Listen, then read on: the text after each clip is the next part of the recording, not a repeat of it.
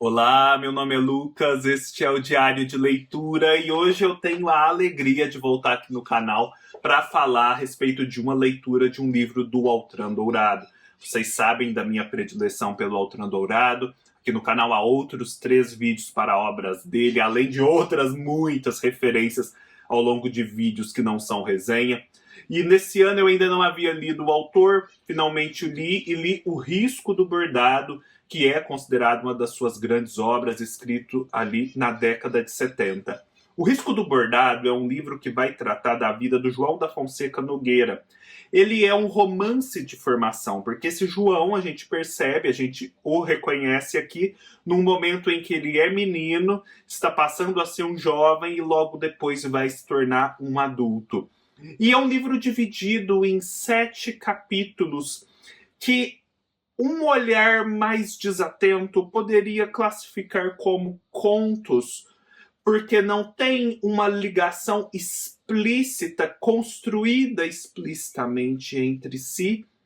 Outro poderia dizer que é um romance, mas também não é bem um romance, porque não há justamente essa liga que eu mencionei. Então a gente pode dizer que é um experimento muito bem realizado, muito bem sucedido, em que esses 7 capítulos, essas 7 histórias vão falar da vida desse mesmo João, de episódios marcantes para a sua formação, constituindo, portanto, o tema central do livro, o amadurecimento, a entrada na vida adulta. O Altran Dourado faz aqui uma espécie de justaposição. Ele extrai consequências estéticas da justaposição, ou seja, para ele não é necessário aqui, entre os 7 capítulos, estabelecer as ligações claramente, fazer aqueles ganchos que permitem a gente ver que um está conectado ao outro. São episódios aparentemente esparsos de uma mesma vida, são colocados um ao lado do outro. E uma vez colocados dessa forma, a gente percebe que tem tudo a ver entre si, que uma história se conecta à outra, mas não é preciso que o escritor explicite essas associações. O grande trunfo desse livro é que o Altran Dourado capta aqueles momentos na vida de alguém que levam ao seu amadurecimento, que não são momentos assim retumbantes, cinematográficos, pontos de virada facilmente reconhecíveis. Não. São aqueles momentos fugidios, até difíceis de se perceber por um olhar externo, em que na vida de uma pessoa há um ponto de virada. Aquilo acontece no íntimo, na privacidade, em segredo, mas quem vive percebe claramente que existe na sua vida um antes e um depois desse evento. O Altran Dourado traz esses eventos na vida do João. E ele consegue o trunfo também de preservar a singeleza, a fugacidade desses eventos, ao mesmo tempo que mostra a grandiosidade da sua repercussão. Para vocês terem uma ideia do que ele fala, eu vou mencionar rapidamente do que trata, quais são os temas de cada capítulo, quais são esses episódios por que passa a vida do João. No primeiro episódio, Viagem à Casa da Ponte, a gente tem aquele momento em que há grande incerteza do menino em estar se tornando um homem, em estar se tornando um adolescente e depois um adulto. Um amigo do João começa a trabalhar numa loja de sapatos. E isso já é toda uma distância que se cria entre eles e uma incerteza que passa a existir no coração do João, no sentido de que aquele amigo parece avançar a passos largos rumo à vida adulta, enquanto ele está ali numa zona amorfa em que mais se sente criança, apesar de querer ser adulto. E esse amigo precisa um dia, por conta de uma determinação do seu patrão, levar algumas caixas de sapato para o meretrício do local, que é a cidade de Duas Pontes, que é uma cidade fictícia que o Altran Dourado criou e que está presente em várias de suas obras. Eles não vão lá para ter relações sexuais, eles vão simplesmente levar esses sapatos. E esse amigo convida o João para ir com ele. Só que aquilo é toda uma revolução. É toda uma descoberta de um mundo proibido para eles meninos, de mulheres que eles idealizavam e pouco viam. E o Autor Dourado vai trabalhando todos os aspectos, todas as hesitações, as idas e vindas, os sentimentos que o João vai tendo ao longo dessa história. Depois, no episódio 2, nós temos Nas Vascas da Morte, em que o João vai ter contato com a morte de uma pessoa. Aquele momento em que alguém próximo, apesar de não tão próximo, mas um parente que ele está ali fisicamente próximo, morre, ou está moribundo e depois vai morrer, né? Mas esse estado de moribundo, essa convalescença se prolonga.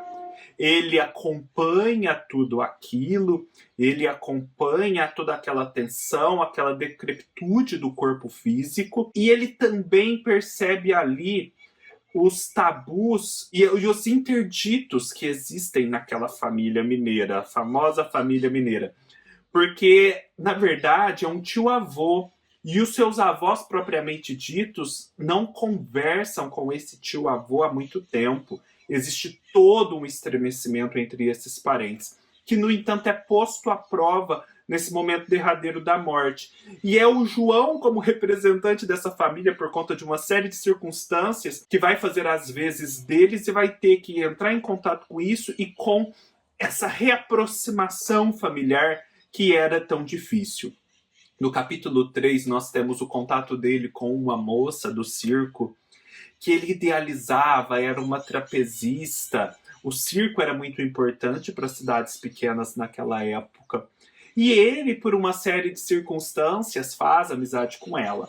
Entretanto, ele vai descobrir, por trás daquele brilho aparente do circo, da sua suposta biografia, existe toda uma realidade que é muito mais dura.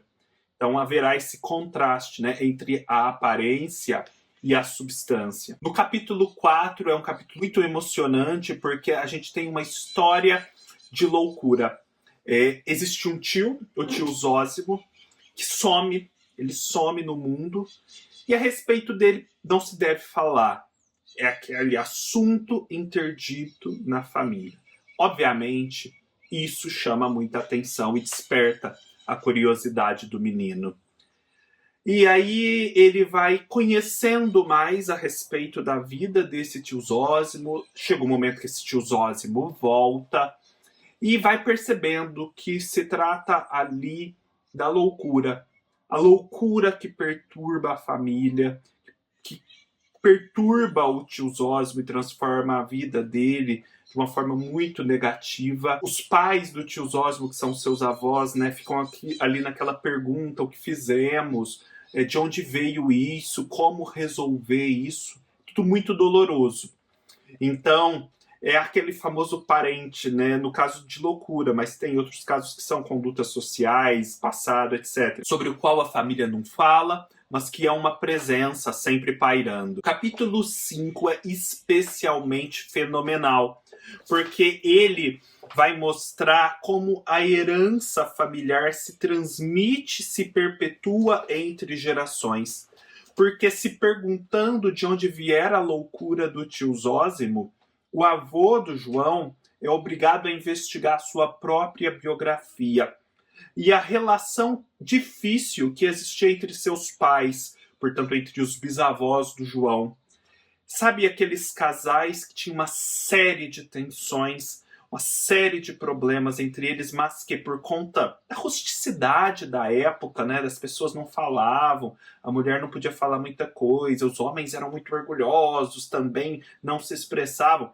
Eles constroem uma vida de mútuas agressões, de acomodações tensas, tudo em silêncio, em palavras ditas pela metade. Só que chega um momento que aquilo meio que explode, mas explode sem explodir. As coisas também acontecem meio mal explicadas, em silêncio. Esse bisavô do João decide simplesmente sair de casa, sem dar maiores explicações. Ele já estava bem velhinho, doente até, e ir para a casa do filho do filho bastardo de antes do casamento. E aí há toda uma série de desdobramentos. Essa mãe do avô do João fica assim, pé da vida, e a gente vai acompanhando, né? Também aquelas mulheres muito amarguradas, que iam curtindo aquela amargura dentro de si. Fenomenal, para mim é um dos melhores capítulos.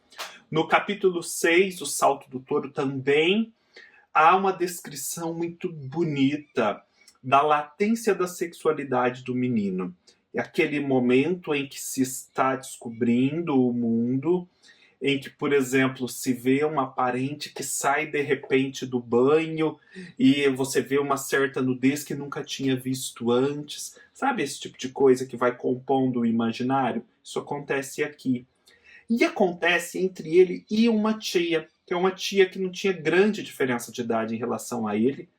Era muito bonita à época, mas era assim alguém que não tinha uma articulação da própria vida afetiva, que se tornou depois uma solteirona, como se diz. E, no entanto, havia nela aquela pujança da sexualidade, aquela tensão, e nele também. E um dia, sei lá, eles estão sentados na sala, a avó fazendo crochê, e eles encostam os joelhos um no outro, sem querer. Mas aquilo dispara uma série de reações e consequências, e o conto inteiro vai explorando os desdobramentos disso, né? Como se fosse uma pedrinha que cai no lago e vai fazendo as ondas concêntricas, e é fenomenal. E por fim, no capítulo 7, nós temos a história de um jagunço, porque naquela época havia muitos jagunços. Um jagunço que havia ali em Duas Pontes, que tinha um monte de feitos célebres, era alguém muito temido. Sua biografia cruzou em alguns momentos com a biografia do próprio João. E ele, como menino, tinha toda uma ideia muito grandiloquente desse jagunço. E depois de muitos anos, ele volta a Duas Pontes e vai encontrar um médico que, num determinado episódio, precisou cuidar desse jagunço. E os dois vão tentar reconstruir essa imagem que marcou muito a ideia para ele de virilidade, de lenda, né? Era uma lenda local que o inspirava no sentido da coragem. É um livro muito potente. O que eu posso fazer aqui é apenas pincelar, porque ele se concretiza mesmo no detalhe da narrativa. É no detalhe da narrativa que você se encanta e percebe de repente, uou, o que é que o Altran Dourado está fazendo aqui? É algo muito grande. A gente percebe também ao final, e assim eu concluo o vídeo, que se trata da trajetória pessoal do João. Mas, na verdade, e as histórias provam isso, é muito mais do que a história do João, porque às vezes se está contando aqui dos parentes, da família, dos amigos, da figura local, né, o jagunço. Só que essas vidas que acontecem ao redor compõem o João, são elas que o formam. Então, nesse sentido, há o impacto do coletivo no individual.